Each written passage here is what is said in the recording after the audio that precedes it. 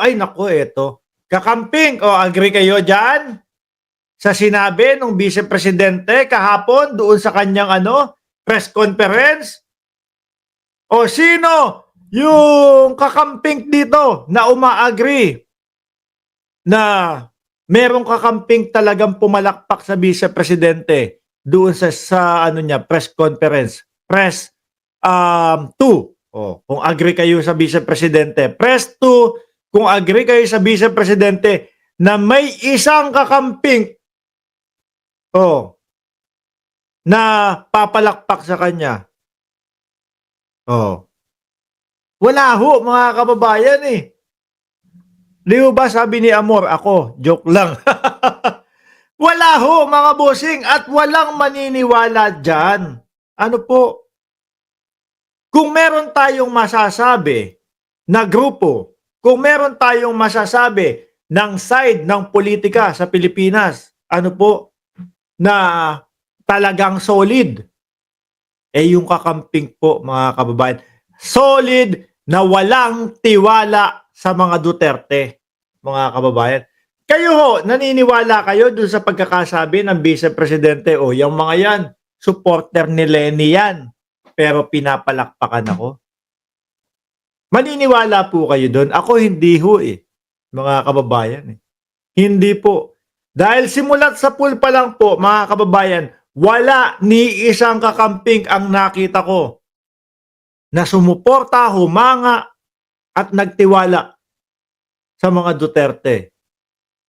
So bakit nasabi ng Vice Presidente to? Sabi dito, VP Sara, Lenny supporters yan, pero pumapalakpak sa akin. Kasi ho, mga kababayan, simula pa lang ho, no, nung pumunta ng, saan ba yun? Naga, si Vice Presidente. Ramdam na natin na gusto nilang makuha yung suporta ng mga kakamping. Ano po? Kasi wala na talaga ubos na talaga yung mga sumusuporta sa kanila, mga DDS. Nandiyan pa din pala, no? Yung mga DDS na hindi na alam kung ano ang gagawin pagtatanggol sa Vice Presidente. Biruin mo, sana makakakuha sila ng magandang pagpapaliwanag sana doon. Galing doon sa press conference ng Vice Presidente at ipagyayabang nila sa atin, yari na kayo, lagot na kayo. Eto na, magsasalita na si VP Sara. Tapos wala silang nakuha ipanlalaba, ipambabato sa atin. Paano? Panchismisan lang ho yung naging press conference, mga kababayan. Bumalik tayo sa Naga. Alam naman po natin na kumukuha na sila ng suporta, no? Kay Attorney Lenny Robredo o dating Vice Presidente, mga kababayan. Kaya lang ho, wala talaga, imposible hong makakuha ng suporta sa mga kakamping. Sa totoo lang po, eto, sabihin nyo sa akin napaka-harsh naman yung ginamit mong word para sabihin yan. Sabihin nyo, i-comment nyo dyan sa comment section kung ano masasabi nyo. Sukang-suka po ang mga kakamping sa mga Duterte, mga boss. So ngayon, ganito yan. Naalala nyo yung Marcoleta. Yung Marcoleta, naalala nyo si Attorney Enzo Cruz. Ano po? Diba may pinag-usapan sila doon sa Kongreso, mga boss? Yung tipo bang sinabi daw sa kanya ni Enzo Cruz o yung opinion ni Enzo Cruz nanlinlang or something like that, mga kababayan. Dahil nga, yung Marcoleta, pwede daw sa lahat. Kumbaga, pwede kay BBM, pwede dun sa kay Lenny, pwede dun sa kung sino man. Lahat kinamayan. So, in general, mga kababayan, kinukuha ang lahat ng suporta, mga bossing. Ano po? So, ganyan lang din ho yan, mga kababayan. Di ba? Ganyan lang din ho yan. Pagmumukain, kami ang totoong sinusuportahan ng mga kakamping. Pero wala akong maniniwala, mga boss. Yang sinasabi ni VP Sara, Lenny supporters yan, pero pumapalakpak sa atin. Humihikayat yan ng mga kakamping. Ano po?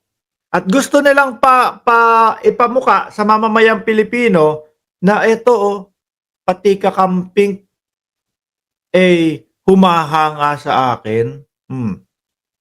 Kasi wala na po silang maipakita na yung kanilang grupo ay lumalakas. Ano po? Yung mga sinisigaw ng mga DDS, yung mga sinisigaw ng mga vlogger, sinisigaw ni Maharlika, anak ng tinapa. May 2 taon ko na huyatang naririnig, araw-araw lumalakas sila, araw-araw bababa ang Pangulo.